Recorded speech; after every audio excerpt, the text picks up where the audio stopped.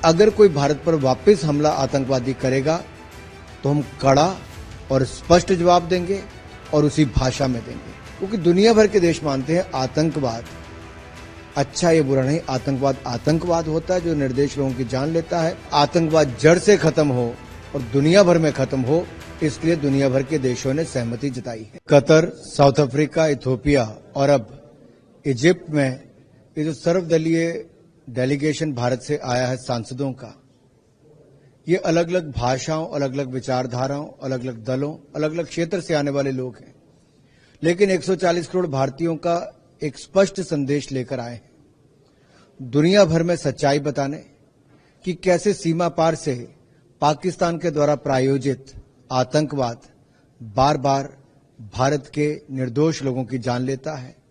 भारत पर बार बार पाकिस्तान द्वारा प्रायोजित आतंकवाद के हमले होते हैं, जो भारत के आर्थिक विकास को भी एक तरह से प्रहार करने का प्रयास करते हैं, निर्दोष लोगों की जान लेते हैं।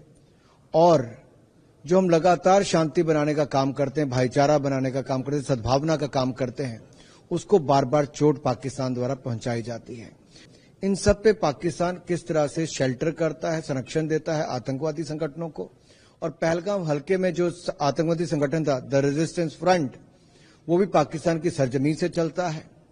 और कैसे पाकिस्तान के बड़े फौज के अधिकारी उन आतंकवादियों के जो जनाजे थे उसमें भी पहुंचे, जब उनको दफनाने का काम किया गया, और उनके जो शरीर थे उन पर भी या ताबूत पर भी पाकिस्तान का झंडा था। ये अपने आप में दिखाता है कि मिली भगत है, पाकिस्तान द्वारा प्रायोजित है।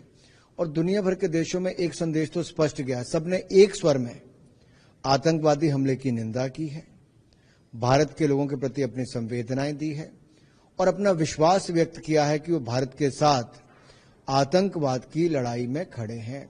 क्योंकि दुनिया भर के देश मानते हैं आतंकवाद अच्छा या बुरा नहीं, आतंकवाद होता है जो निर्दोष लोगों की जान लेता है।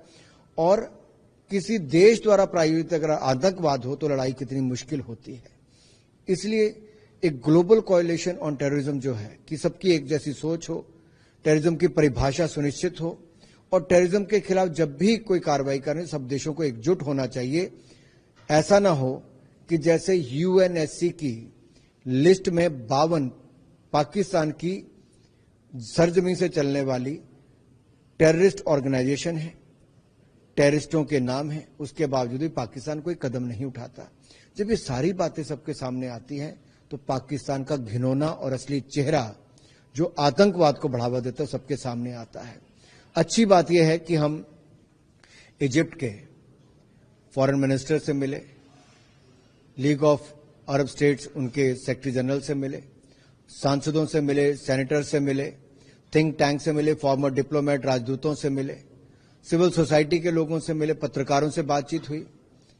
सब तरफ से एक जैसी आवाज थी कि आतंकवाद के खिलाफ हैं, आतंकवाद की निंदा करते हैं और आतंकवाद जड़ से खत्म हो और दुनिया भर में खत्म हो, इसलिए दुनिया भर के देशों ने सहमति जताई है। और बहुत सारे नेताओं ने अपनी बात में भी कहा, जैसे मैंने पहले कहा कि आतंकवाद का कोई धर्म नहीं होता, इसलिए किसी एक धर्म के साथ जोड़कर देखा जाए तो उन सब ने भी खुलकर कहा कि ये मानवता के लिए, इंसानियत के लिए, निर्दोष लोगों के लिए ये एक तरह से बड़ा खतरा है, देशों के लिए खतरा है। और ये सब देशों की एक स्वर में बात थी, जब जब अलग अलग मिले सबने यही कहा कि आतंकवाद के वो खिलाफ है, जो निर्दोष लोगों की जान लेता है, जो किसी देश की शांति पर हमला करता है, उसके खिलाफ हम हैं।